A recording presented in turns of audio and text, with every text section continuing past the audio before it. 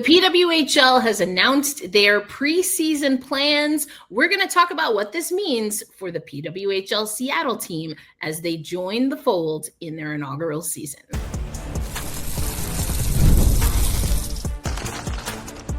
You are Locked On Kraken, your daily podcast on the Seattle Kraken, part of the Locked On Podcast Network, your team every day.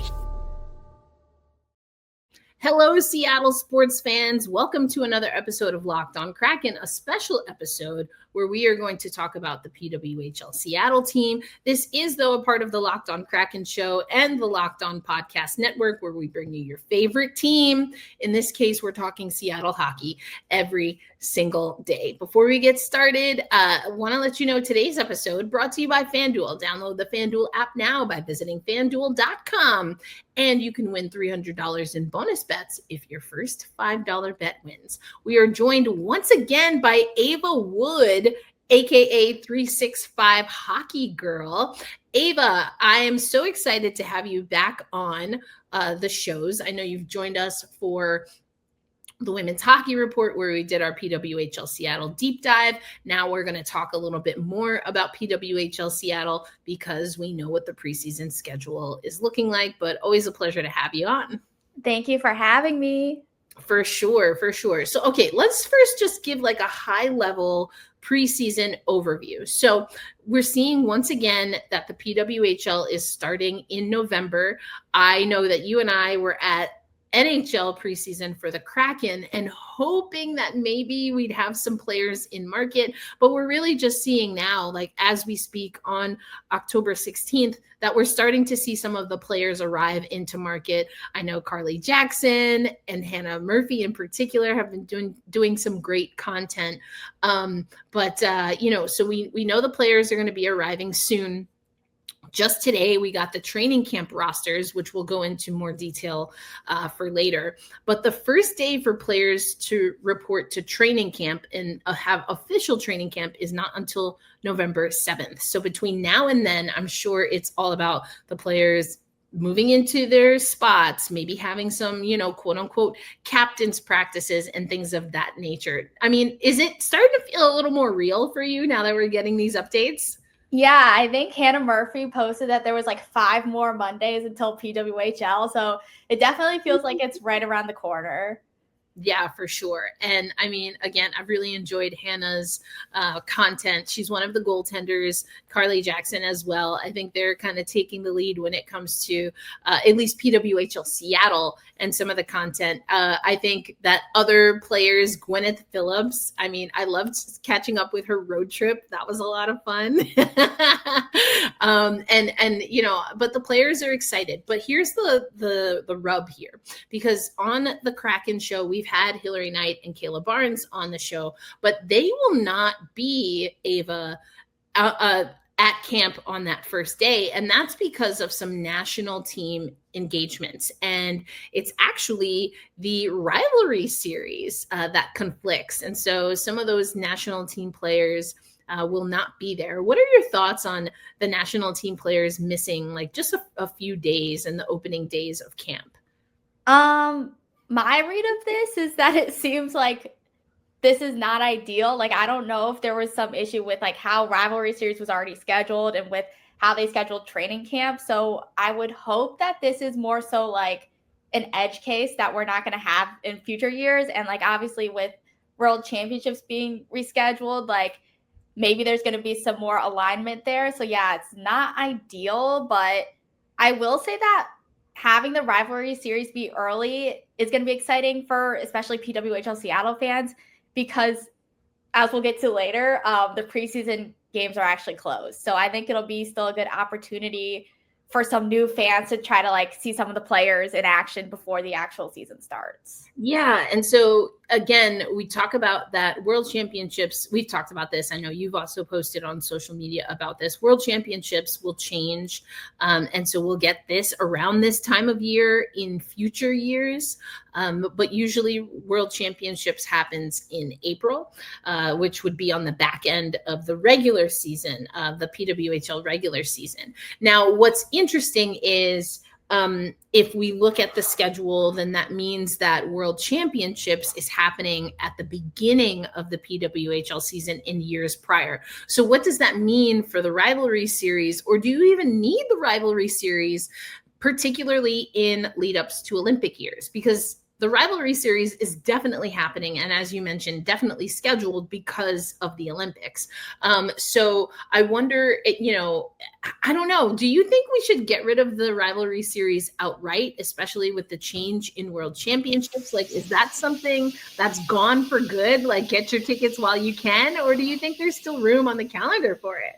Honestly, I have no idea. I think there's more room now that we don't have to worry about having like now that we don't have to worry about the World Championships being in the middle of the schedule, like there's more room for international breaks, especially in non-Olympic years. So yeah, I could go either way on this. I still think there's benefits for like touring around the country and like showing women's hockey to different communities, but we're also kind of doing that with the takeover tours now. So I could go either way on it. Yeah. And then I guess it's like, how well do national teams, specifically outside of North America, feel that the PWHL prepares their players, or, is kind of good hockey for their players to be playing? Is it enough so that they don't need those exhibitions? Because again, we're thinking of this mostly from a North American market, which again makes sense. That's where the PWHL is located. But when you start thinking about preparations for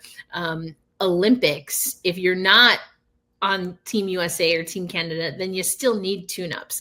And so what does that look like now? So again, all questions to answer. Go ahead. Here's what I really think, though, is that I think eventually we'll probably get to a point where we don't need it. But at this point, I think for casual fans, they're still more likely to watch the Olympics or watch the World Championships than to watch PWHL. So just from the perspective of like marketing women's hockey, yeah, I do think it makes sense to keep investing in the international game a lot. Agreed.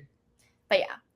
Agreed. Like for me, I'll say I don't know what the right answer is either, Ava, and I don't want to see us go the way men's hockey went and completely write it into the CBA where the players cannot go to the Olympics or to World Championships, or like I just don't want to see that. I absolutely do not want to see that.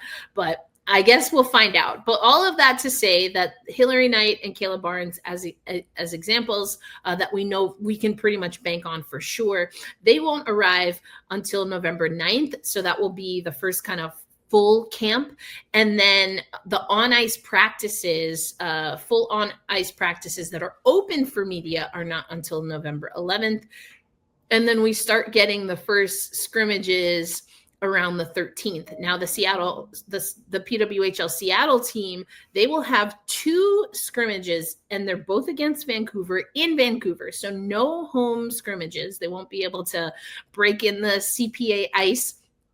But not only are these scrimmages closed to fans, as are all across the PWHL, but also media is not allowed at the Vancouver scrimmages. And it is the only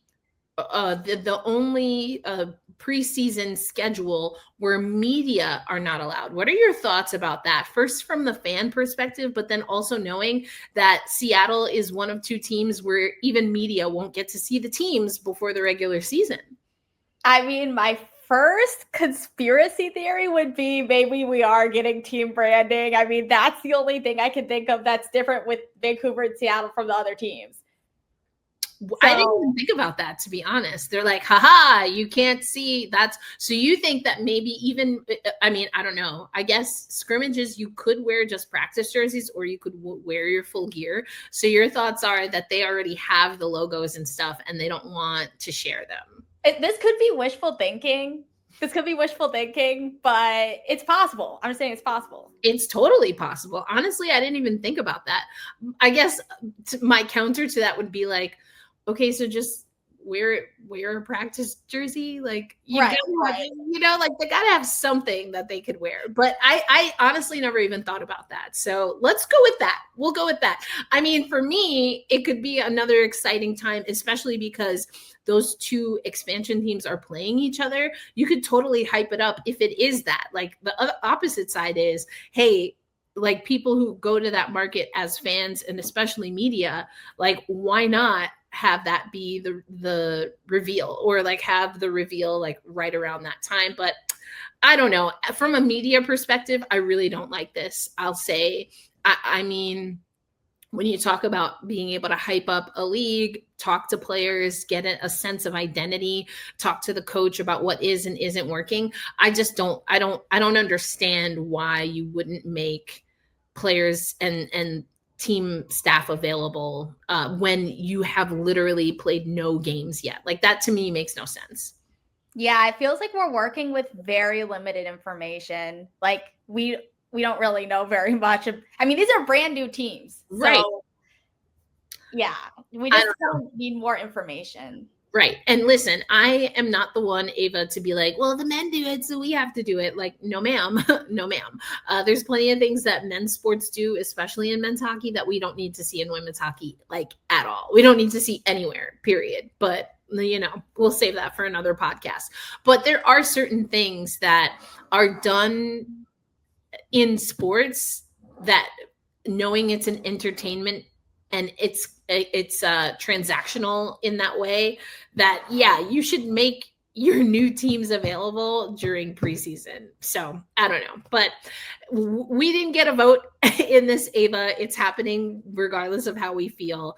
But I guess that we'll see. But you asked this question. You did have a question with regard to just in general what it will be like from the fan experience, knowing that they will start practices. As we mentioned that they'll be starting that first practice. New York, Seattle, and Toronto, they have their first practices and in-person media access on November 11th. But you had a question about maybe what that means for fans. Yeah, I think with a brand new franchise, maybe with, you know, fans that haven't experienced women's hockey before, giving them a touch point to go see the players, see the practice, that could be honestly the tipping point between fans saying, hey, I'm going to buy single game tickets or I'm going to buy season tickets.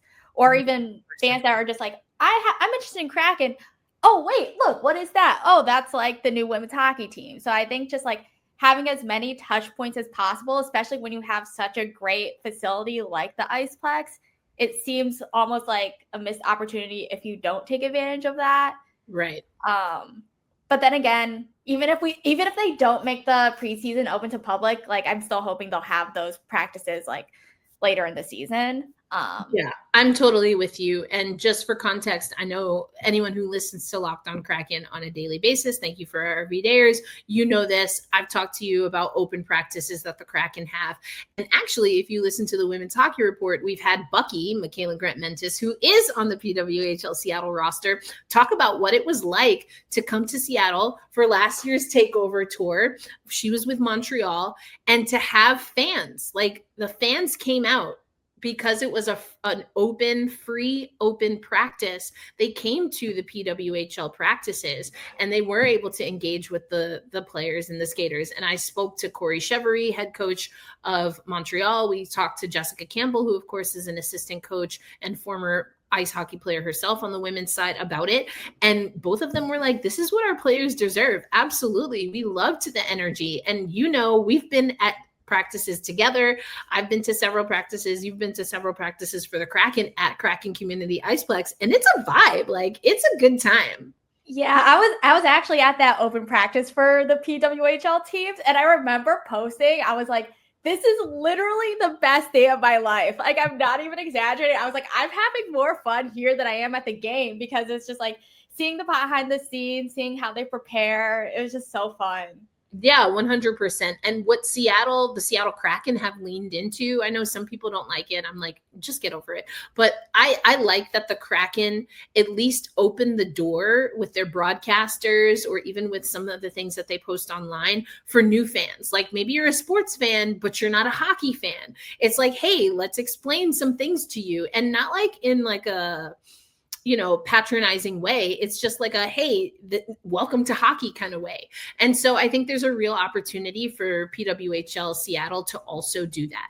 And I know we were talking about it off air, but this is a pretty exciting time. Even Kraken players, they're on a road trip right now, but they've been asked about, hey, what does it feel like to represent a city that's doing pretty okay in sports right now? Between the Mariners, the Seahawks, we know that the Huskies are back in action, and a lot of fans are, of course, watching the Huskies. You've got the Cougars as well. I don't want to leave out some of the other colleges and universities in the area, but it's an exciting time. Fall is always an exciting time on the sports calendar, and the PWHL has a chance with the Seattle team to be a part of that. And I just feel like early returns, we don't know if practices will be open. We hope they are. But with the scrimmages being closed, with there being no scrimmages in Seattle, they're already missing an opportunity to be a part of that conversation. So, I mean, we'll see. We'll see how the team is able to, the team staff, I should say, is able to respond. I mean, we know the players are going to show up. They're going to do what they do. But to that end, I know that you got to get a taste of the Kraken season ticket holder experience. And so I want you to spill tea on that. And then we'll do a little compare and contrast, because you are a season ticket holder for PWHL Seattle. And so from experiencing just a little bit of that from a Kraken, what would you like to see in the future about the PWHL season ticket holder experience? We'll talk about that coming up on today's episode of Locked on Kraken, a special PWHL Seattle episode of Locked on Kraken. Welcome back to this special PWHL edition of Locked on Kraken. I am Erica L. Ayala, your host of Locked on Kraken, also an accredited media member for Milano Cortina 2026. That's right, Winter Olympics are coming. And Locked on Kraken, by way of yours truly, your host Erica L. Ayala, and our amazing social media coordinator, Joe Dabney, we will be boots on the ground. And Ava, we're hoping to have you also chime in around that time to be one of our women's hockey experts, as of course we know the women's and men's tournaments will be taking place in Milano Cortina. We're super excited for that. But before we get into that, we got to get into this PWHL season. And I want to ask you about the experience of living the life of a Kraken season ticket holder. And maybe what did you enjoy about getting to see CPA Climate Pledge Arena through those eyes? And are there any things that you're putting on the wish list for being a PWHL Seattle season ticket holder? For sure. So I'm not a Kraken season ticket holder, unfortunately, but thankfully there was a friend who couldn't make it to the season ticket holder event. So got to go to Climate Pledge Arena and got to walk around the locker room. And honestly, I would say I'm like a casual Kraken fan, but I totally became Kraken pilled by being in the locker room. Like, it was just so fun to like see all the little stalls and like walk through the tunnel. And then I also got to go skate on the ice on the new beautiful black logo. Another super convenient thing was I could just like walk around the arena and pretty much like test drive my PWHL season ticket seats. I think one of the challenges for buying the season tickets is you might not know where to sit, especially if you're a new hockey fan. You might not know what the view is going to be like from these different seats. So I think just like having the ability to like try out the seats and walk around the arena was super useful. So I think that would be something that PWHL Seattle could consider, especially since I think a lot of the potential PWHL Seattle fans are maybe your non-traditional fans or fans that haven't really watched hockey as much before. Yeah.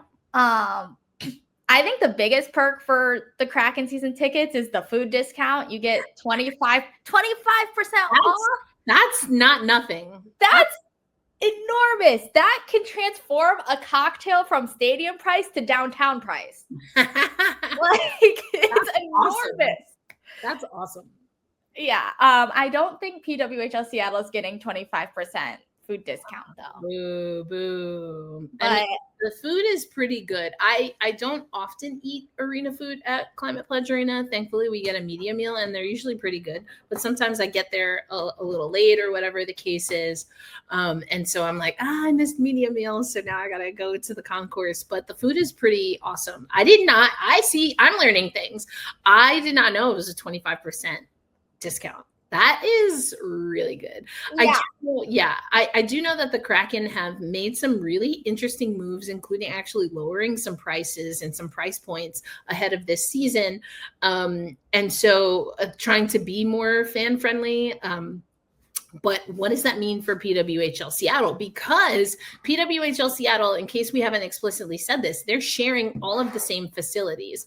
So they will play home games at Climate Pledge Arena. They will have their practices at Kraken Community Iceplex. Now, the real question that I have is, we do know that Kraken Community, a Climate Pledge Arena, and Kraken Community Iceplex, they have dedicated locker rooms for the hockey. I also know from speaking with Jessica Campbell in her first season that there is a dedicated locker room for women coaches at both complexes. My question is, and I don't know if the season ticket holders would have gotten the full walkthrough, but I do know that, of course, there are away locker rooms and there are auxiliary locker rooms, because I interviewed Jessica Campbell in one of those locker rooms. But what I think would be cool for PWHL Seattle season ticket holders to experience, and maybe also just because I'm super curious, but what is the locker room situation for the team? Are they going to share that locker room, the home locker room, with the Kraken? And the reason that I ask that is because if they do use the home locker room, on the one hand, that's going to be the most comfy locker room because it's literally set up for the home team. But on the other hand, that means that they're probably not going to be able to, they won't be able to keep their things there. And so their stalls, and things that you might just want to keep in the locker room are going to change a little bit, whether it's from an individual player or from, just a team perspective, because the Kraken will have to use that locker room as well. So then do they use the Seattle Storm locker room? But then that's kind of the same thing. Or will they use one of the auxiliary locker rooms? I have a lot of questions. Yeah.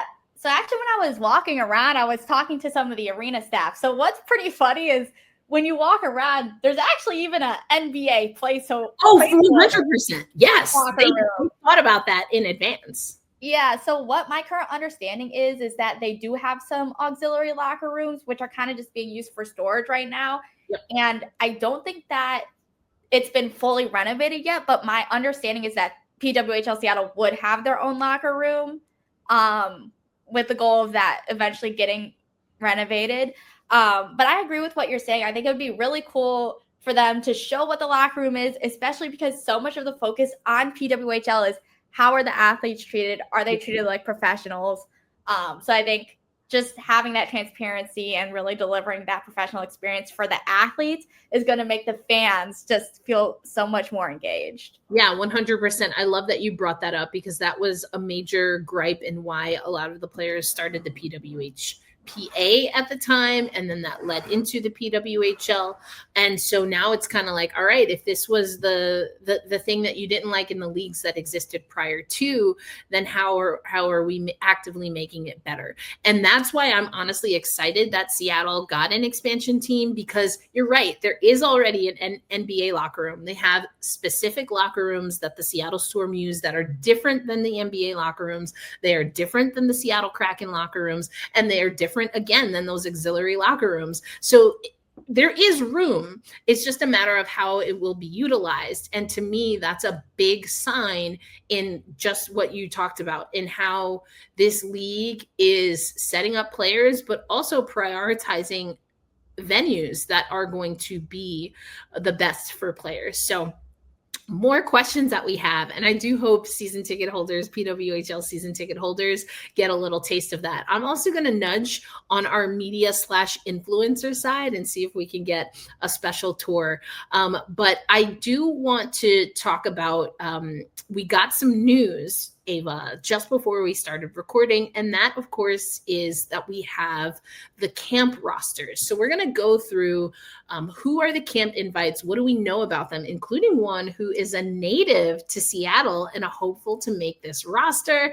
And then we'll also go over where we think this team is going to land. Like, can they make the playoffs? But also, does it depend on what the playoff format actually is? And then maybe some fun preseason predictions, like who's going to have the best tunnel fits? And are they going to lean into the bioluminescence of it all? Since we know that's a Kraken theme for this season, we'll get into that as we close out this special PWHL Seattle episode of Locked On Kraken. And today's episode also brought to you by Monarch Money. Now, listen, if you are like me, someone who's on the go, you can sometimes also lose track of your finances. And that's where Monarch Money comes in. If you can't name all your financial accounts or even what they're worth, we're talking 401ks, properties, or investments, and you don't have a full picture, you might be leaving money on the table. And that's where Monarch Money comes in. It is an all-in-one personal finance tool that brings your entire financial life together in one clean, easy to use interface on your laptop or your phone. As I mentioned, it's built for people with busy lives. That's why I love using Monarch Money. I used it for my business accounts. I love that I get clear data visuals, including a cash flow visualization. That's super important for someone who runs a business. And you can finally feel in control of your money without ever touching a spreadsheet. Because I don't know about you, but I can use a spreadsheet. I just don't like having to create them from scratch. And we want you to make sure you get your finances in check and that you're not letting financial opportunity slip through the cracks. So use promo code LOCKEDONNHL at monarchmoney.com in your browser for half off your first year. That's 50% off your first year at monarchmoney.com with code LOCKEDONNHL. All right, Ava, we're going to close out the show and we're going to hop back to something that we talked about in the first segment. And that is that today, at the day that we're recording, October 16th, the PWHL announced training camp rosters. And so some of it is redundant. These are players that we know were drafted by the teams or that were officially signed by the teams. And obviously those who were taken in the expansion draft. But the real reason that we want to take a look at the training camp roster is because it lets us know who the camp invites are. And we got a little bit of information about these camp invites, and we're going to talk about that. So the training camp invites include Brooke Bryant, Mara Wagner, Lily Jovicic, I think I'm saying that right, and Emily Zumwinkle. And so let's start with, Brooke Bryant, who is not a stranger to the PWHL, played with the PWHL Minnesota team that then, of course, became the Minnesota Frost. So is already a two-time PWHL champion, hails from the great state of Minnesota, the state of hockey, an inline skate champion, has inline skate championship experience, which I just love to bring up, like ball hockey and inline skating, because some of these athletes do that in the off season, and is coming to this PWHL team. Now has 48 games played across 2 seasons, only has though the 2 goals and 3 assists for 5 points. So for me, this is someone that's looking for a fresh opportunity and maybe to cut the roster in Seattle as a role player. Yeah, so from what I've seen, she was playing more of that fourth line, more of that like 13th forward role. But I think what's so important about her is that she's the only player coming to Seattle from Minnesota. So I think just the experience and the point of view that she can bring from being on a championship winning team is going to be invaluable. 100%. I mean, you don't get to work around players like Taylor Heisey, Kendall Coyne-Schofield, and Lee Steckline and not pick up a thing or two. So I love that. I think you're right. This is probably someone that's looking to vouch for or vie for bottom 6 minutes, as we kind of call them. She is a forward. So we're excited to see what's going to happen with Brooke. She also is joined by another Minnesota State alumna in Sydney Langseth, who I think I neglected to mention, but spent 5 seasons at Minnesota State, including in the 23-24 campaign where she was an alternate captain. Now, Sydney is someone, also a forward, but at least from an offensive productivity perspective. Now, NCAA versus PWHL, not necessarily the same, but when you see someone that can score at the NCAA level, and she's playing for a team in Minnesota State who plays in the WCHA. So against Minnesota, against Wisconsin, against the Ohio State, night in, night out, and seeing, that they can still get some points on the board, including what was a career high in one season, 15 goals and 17 assists for 32 points that same season that she was alternate captain. I mean, this is someone that you think can bring you probably bottom six, but maybe a nice spark and really get things going when it comes to those bottom six forward position minutes. Yeah, I think this is someone who's really exciting just because, I mean, let's be honest, the training camp time window is so short. You can't really figure out anything. Right. I mean, you can figure out something from training camp, but it's just so short. So I think it's someone to keep an eye on, throughout the whole season, see if she can make that lineup or if she can shine. Yeah, and that's another thing that we might have to try and figure out if we can just ask the coaching staff. But like, how do you assess and evaluate 2 scrimmages against the same team back-to-back days? So there's not a lot of time in between to make any adjustments.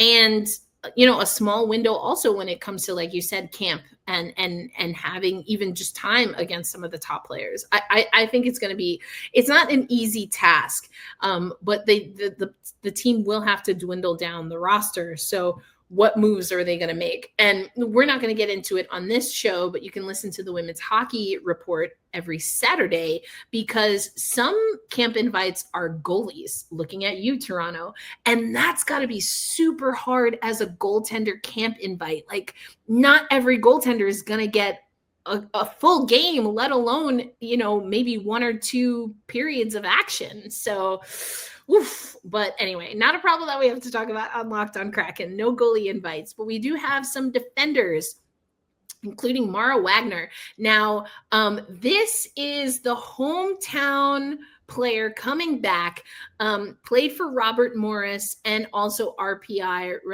Rensselaer Polytech Institute, was a captain at RPI in her last 2 NCAA years, and also has SDHL experience, played 32 games in the SDHL, and as a pro has 5 goals, 9 assists for 14 points. So someone who's coming in, and the first camp invite that we see, other than, of course, Brooke, that has some pro experience. Yeah, I mean, what excites me about her is that she's a Seattle local. As far as I know, I don't think we have any other Seattle locals. And I think, with all the other players just now arriving to town, it's a brand new team. How can you interact with, the local community? I'd love to see her make this roster. Yeah, I'd love to see her make this roster. Yeah, not much other to say about that. Yeah, I think it's a great storyline. Again, why, if you made preseason more available, you got to think that Mara is going to be asked a lot of questions, be able to connect the dots when it comes to this PWHL, not just franchise and team, but also the organization as a whole, trying to make inroads with the Seattle community. Seems like a really great opportunity, but we'll see how that's played. Again, Mara coming in. And then you have Lily, a defender that has played at Northeastern. Again, not someone who pops off the page when it comes to being able to score offensively. So defenders always have a tough time when you're just looking at stats like that. But I do wonder what we can see with regard to a little bit of support when it comes to some of the blue liners. But again, you have some great blue liners on this Seattle team already. I think headlined by Kayla Barnes, Aneta Teralova. I mean, those are some pretty solid defenders there. But Jovetic as well as Zumwinkle are your camp invites. You also have Megan Carter, Emily Brown, and Anna Wilgren, who we've talked about before. And then we're wrapping it up with Emily Zumwinkle. So name probably sounds familiar. Might have heard of a player called Grace. But this is Emily, played at Minnesota and the Ohio State University. Also has some experience, as many Minnesotans do, playing for the Minnesota Whitecaps, which is pretty cool. But, another defender that has some high-level NCAA experience, looking to see if that will translate to the pros. Today's episode of Locked on Kraken brought to you by our friends at FanDuel. And listen, we know that people are super excited for NFL season. We also know that hockey season is here. And, FanDuel is making sure that you're ready for kickoff with a can't miss offer. Right now, new customers can bet just $5. And if your bet wins, you'll get $300 in bonus bets to use across the app. Listen, I love checking out FanDuel for future bets and looking at where the Seattle Kraken stand in the standings. We do know the PWHL has had a partnership with FanDuel, so you can probably check out those future bets as well. And right now, new customers can bet $5. And if your first $5 bet wins, you'll get $300 in bonus bets to use across the app. So are you ready to play? Download the FanDuel app now by visiting FanDuel.com to get started. That's FanDuel.com to place your first $5 bet. Yeah, Emily Zumwinkle trying to follow in Grace's footsteps here. I mean, another Zumwinkle in pro hockey. Who says no, right? And might as well do it in Seattle. So yeah, I'm very curious to see how these players pan out. But let's go, before we close out, I want to talk about some circled games that you have on the calendar. I certainly have a few. And then we'll go through some preseason predictions. But are there some games, as a season ticket holder, I'm sure you have all of the home games circled. But are there specific games that you're super excited to experience as a fan? Yeah, I think what I'm most excited for are the back-to-back Seattle versus Vancouver games at the end of the season, because although our very first game is in Vancouver, it's actually kind of a while until Vancouver really comes to town. And especially since I expect Seattle and Vancouver to be some pretty hard-hitting teams, I think just having those back-to-backs at the end of the season, right when the playoffs are getting decided, I just know they're going to be so crazy. And I think those could be the games that really build that rivalry. I love that you mentioned that, especially knowing that I think the rivalry between Seattle and Vancouver is super palpable. It's very strong on the men's side of soccer, football. There's not a Vancouver team in women's soccer for the Seattle Reign to play against, but regionally, these teams are pretty close. They're coming in at the same time. So like, who's going to be the better expansion team, So I like that. I think you have to have, of course, the home opener against Minnesota. It's like, hey, welcome to the league. Go up against the two-time champions. Like, what? I can't wait. It's going to be super exciting. I know you have feels about Minnesota, so. I'm really, really, really excited for us to be playing Minnesota, to be honest, because I love a challenge. Yes. It couldn't be easy. It couldn't be too easy. Like, please, we want all the smoke, please. Bring it on. I love it. I love it. And then I think, there's a few other things. I'm wearing my TakeOver Tour hoodie. We talked about this before, but there are some TBD dates. And, I've done some LinkedIn sleuthing. LinkedIn got the WNBA Portland team in some trouble this week as well. I'm telling you, if you're a reporter, you should be doing some research on LinkedIn. You never know what you'll find. LinkedIn and, as I've said before, Venmo. But anyway, Venmo is wild, as we talked about. But the TakeOver Tour, could it be a potential TakeOver Tour when Vancouver and Seattle go head-to-head January 25th? Now, if it's going to be neutral site, I kind of hope it's on the West Coast, right? Like, why take these two teams and place them anywhere outside of Pacific time? I would be expecting that to maybe be like a Denver, maybe be like a California game. Maybe. Or like, do they go to, is there like an iconic kind of venue in the Pacific Northwest specifically that they can buddy up with? Do they do a Portland Fire partnership, or am I asking for too much? I don't know. I love a strong crossover. So anytime you can get some PWHL action with another women's sports league, I'm down for it. But yeah. I guess we'll have to see. Honestly, I've been throwing out Portland for a while, even just for PWHL, because I'm like, Portland is such a women's sport. Right there. Yeah. I'm with you. I'm with you there. So we'll have to see. I think Portland would be a lot of fun. So excited about is that there's potential not just in Seattle, but across the league for there to be PWHL NHL doubleheaders. There's even a triple header, right? I think it's is it Vancouver that has an AHL, NHL, and PWHL game all on the same day? Like, oh, I didn't know that. that's bomb. I think it is Vancouver, but I think it goes back to what we've alluded to a few different times, right?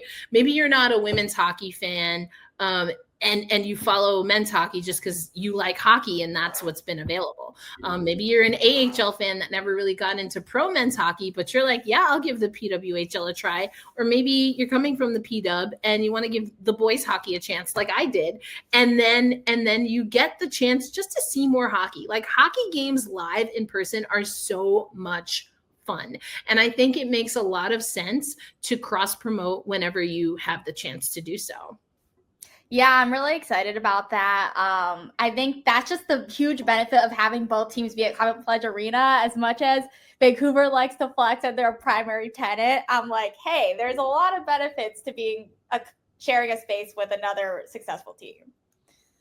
Oh, I see now. I was looking at the wrong dates. I did write it. I was like, I thought I wrote that down. Anyway, that's an aside for me to edit out later. I'm totally with you. I love that you've got your furry friend joining a cameo. We love a nice cameo here on Locked on Kraken. I've had a few cameos of some furry friends that I've been babysitting while in Seattle in my last trip. So I love it. Okay, so yeah, March 29th, definitely circling that. It's going to be an awesome time for the Locked on Kraken show because we get to talk about hockey 2 times over. I'm super excited about that. All right, we're going to close out this episode with some preseason predictions. Who do you have as the team MVP? Oh my God. I mean, Hilary Knight, it's too obvious of an answer. It's right? Too obvious of an answer. Yeah. If she has any season similar to last season, yep, it's Hilary Knight. Can't deny that. But then again, if Alex Carpenter was on a team without Hilary Knight, we'd be saying Alex Carpenter, right? And if they're on the same line, how are they going to be matching each other's freak? How are they going to elevate that, right? So I love that. I'm with you. I thought of Alex Carpenter as well. Ultimately, I did say HK. I don't think you go wrong. And I think there can be some other players that surprise us. And that's why I love to give a little shout out to Most Improved. Now, for me, Most Improved is looking at sans any injuries that a player had. Were they able to elevate their game? And I'm looking for Michaela Grant-Mentis to take another step up. She's going to Sierra level it up once again. That's my prediction here. Okay, I have 2 answers for this. The first one has to be Danielle Serdachny. I thought about Serdachny too, not going to lie. It has to be her. And why do I say that? We signed her in the exclusive signing window. And I remember when we signed her, everyone's like, why are we signing her? Why don't we just draft her? But to me, that shows like this organization's belief in her, right? Yeah. They signed her because they believe she can be the most improved player. Yeah, I love it. I'm not mad. I'm not mad at that pick at all. Okay, best tunnel fits. I mean, I don't know everyone's game right off the bat, but there's someone who we do know is gonna be throwing fits, and that's Lexi Agia. For sure. Also, Mariah Keppel, she's literally a fashion designer. Carly Jackson. That's true. I mean, we've got options. There might be someone who, we see come out the woodwork. Weren't expecting it, but I mean, I like all of those options for sure. Breakout player. Now, this is a little different to me than Most Improved. This might be someone who just gets more opportunity. And so for me, I'm thinking Carly Jackson or Natalie Snodgrass. Oh, breakout player? Does breakout player have to be a rookie? No. Okay, I think this might be a basic answer, but Hannah Bilka, just because she was injured last season, and I mean, she was a rookie last season. I don't know. I'm excited to see her be healthy and see what she can do. I like it. I thought of Bilka as well for some of these, but we'll see. Okay, and then the question, and we have to preface with, we have absolutely no idea what the playoff format will be, but do you believe, as of October 16th, that PWHL Seattle will make the playoffs regardless of whatever the format is?